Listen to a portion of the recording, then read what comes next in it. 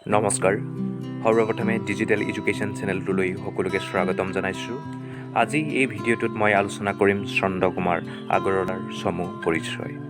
ইতিমধ্যে মই অসমৰ বহুকেইজন ব্যক্তিৰ জীৱন তথা তেওঁলোকৰ ৰচনাৱলী, তেওঁলোকৰ গ্ৰন্থসমূহ মই আলোচনা কৰিছোঁ আগৰ ভিডিঅ'কেইটাত।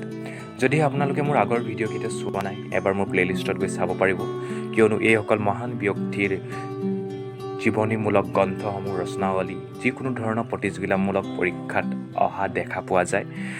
মই ভাবোঁ যিখিনি মই আলোচনা কৰি আছোঁ, অসমৰ যিকোনো ধৰণৰ APSC দিব পাৰে, আপুনি আছাম পুলিচ, SI কনষ্টেবল, যিকোনো ধৰণৰ প্ৰতিযোগিতামূলক পৰীক্ষাৰ কাৰণে ই অতিকৈ উপযোগী হ'ব বা আপোনালোকৰ কাৰণে অতিকৈ প্ৰয়োজনীয় হয়।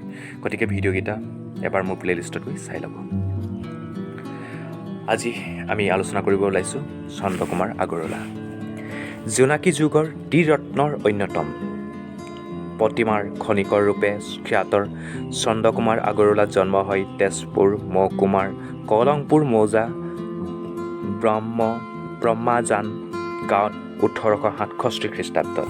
এতিয়া আমি জানিব লাগিব জোনাকী যুগৰ ত্ৰিমূৰ্তি বা ত্ৰিৰত্নৰ অন্যতম হ'ল চন্দ্ৰকুমাৰ আগৰৱালা। আপোনালোকে নিশ্চয় জানে জোনাকী যুগৰ ত্ৰিৰত্ন বা ত্ৰিমূৰ্তি বুলি ক'লে চন্দ্ৰকুমাৰ আগৰৱালা, লক্ষ্মীনাথ বেজবৰুৱা আৰু হেমচন্দ্ৰ গোস্বামীক আমি জানো। তাৰ ভিতৰত চন্দ্ৰকুমাৰ আগৰৱালা এজন হয়। তেওঁক প্ৰতিমাৰ খনিকৰ নামেৰেও জনা যায়। প্ৰতিমাৰ খনিকৰ ৰূপে খ্যাত চন্দ্ৰকুমাৰ আগৰৱালা। তেওঁক প্ৰতিমাৰ খনিকৰ নামেৰে জনা যায় অসমীয়া সাহিত্যত। লগতে তেওঁ ক'ত জন্ম হয়? তেজপুৰ মহকুমাৰ কলংপুৰ মৌজা ব্ৰহ্মাজান গাঁৱত 1867 খ্ৰীষ্টাব্দত তেওঁ জন্ম হয়।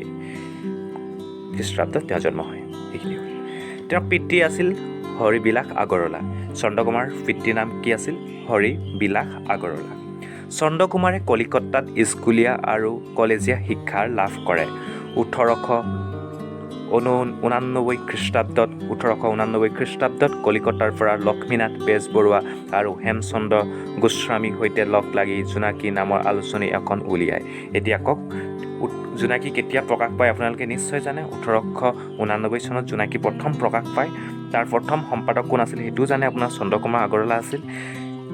সেই জোনাকী জগত কোনে কাৰ সৈতে মিলি উলিয়াইছিল বুলি ক'লে লক্ষ্মীনাথ বেজবৰুৱা, হেমচন্দ্ৰ গোস্বামী আৰু চন্দ্ৰকুমাৰ আগৰৱালা তিনিওজনে লগ লাগি জোনাকী কাকতখন প্ৰথম প্ৰকাশ ক'ৰ পৰা উলিয়াই? কলিকতাৰ পৰা উলিয়াই, নহয় জানো?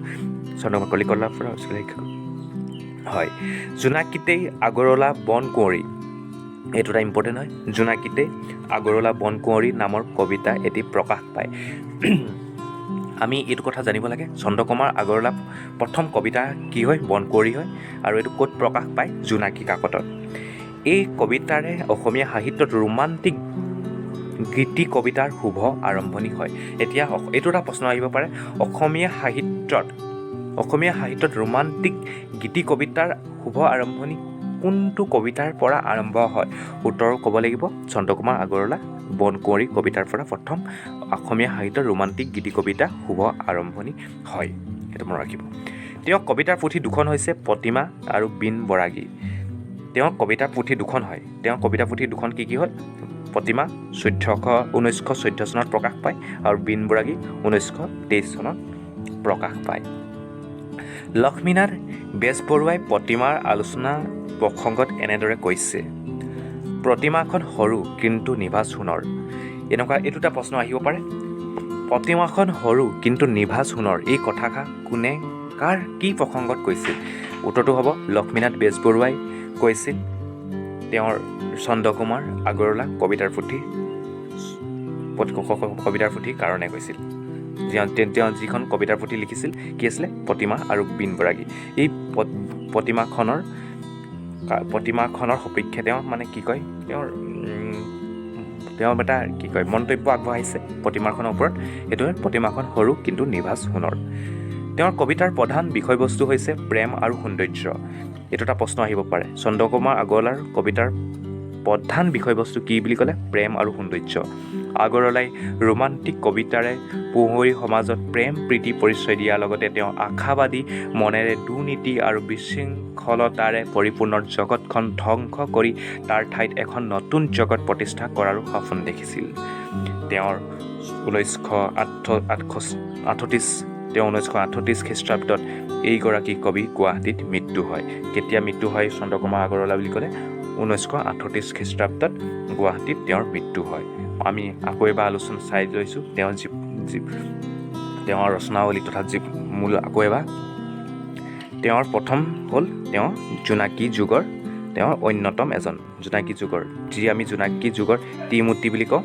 জোনাকী যুগৰ ত্ৰিমূৰ্তি এজন অন্যতম এজন হয়, নহয় জানো, ত্ৰিৰত্ন। তাৰপিছত তেওঁৰ জন্ম ক'ত হৈছিল ইমান দৰকাৰ নাই, কিন্তু আপোনালোকে মনত ৰাখিব তেজপুৰ জিলা কলংপুৰ মৌজাত ব্ৰহ্মজানত তেওঁ জন্ম হয় 1867 চনত। তেওঁৰ পিতৃৰ নাম আছিল হলিবিলাস আগৰৱালা। তেওঁৰ কলিকতাত স্কুলীয়া শিক্ষা লাভ কৰিছিল, সেইটো তাৰপৰা 1889 খ্ৰীষ্টাব্দত লক্ষ্মীনাথ বেজবৰুৱা আৰু হেমচন্দ্ৰ গোস্বামীৰ লগত লগ হৈ পিনি জোনাকী কাকতখন উলিয়ায়। আৰু প্ৰথম মনত ৰাখিব জোনাকী কাকতৰ প্ৰথম সম্পাদক কোন আছিল? চন্দ্ৰকুমাৰ আগৰৱালা। কেতিয়া প্ৰকাশ পাইছিল? 1889 খ্ৰীষ্টাব্দত। তেওঁৰ প্ৰথম কবিতা বনকুঁৱৰী ক'ত প্ৰকাশ পাইছিল বুলি ক'লে জোনাকী কাকতত প্ৰথম প্ৰকাশ পাইছিল। আৰু এইটোৱে আছিল অসমীয়া সাহিত্যৰ ৰোমান্টিক গীতি কবিতাৰ শুভ আৰম্ভণি। আৰু তেওঁৰ দুখন কবিতা পুথি আছিল প্ৰতিমা আৰু বিন বৰাগী, মনত ৰাখিব, ইম্পৰ্টেণ্ট হয়। তাৰপৰা প্ৰতিমাখন সৰু কিন্তু নিভাজ সোণৰ, এই কথাষাৰ কোনে কৈছিল? লক্ষ্মীনাথ বেজবৰুৱাই কৈছিল। কাৰ প্ৰসংগত বুলি ক'লে প্ৰতিমাৰ, তেওঁ চন্দ্ৰকুমাৰ আগৰৱালা প্ৰতিমা যিখন কবিতা পুথি তাৰ প্ৰসংগত কৈছিল। তাৰপিছত চন্দ্ৰকুমাৰ আগৰৱালা কবিতাৰ পুথি মূল বিষয়বস্তু কি বুলি ক'লে প্ৰেম আৰু সৌন্দৰ্যৰ আছিল। তেওঁৰ কেতিয়া মৃত্যু হয়? 1938 খ্ৰীষ্টাব্দত গুৱাহাটীত তেওঁ মৃত্যুবৰণ কৰে। এয়া আছিল চন্দ্ৰকুমাৰ আগৰৱালা দেৱৰ চমু পৰিচয়। যদিহে আপোনালোকে ভিডিঅ'টো ভাল পালে লাইক কৰিব, শ্বেয়াৰ কৰিব, লগতে ডিজিটেল এডুকেশ্যন টেলিগ্ৰাম চেনেলটোত জইন কৰি ল'ব। মই তাত PDF-সমূহ শ্বেয়াৰ কৰোঁ। পাৰিলে চেনেলটো ছাবস্ক্ৰাইবো কৰিব, কিয়নো এটা নতুন চেনেল। Thank U.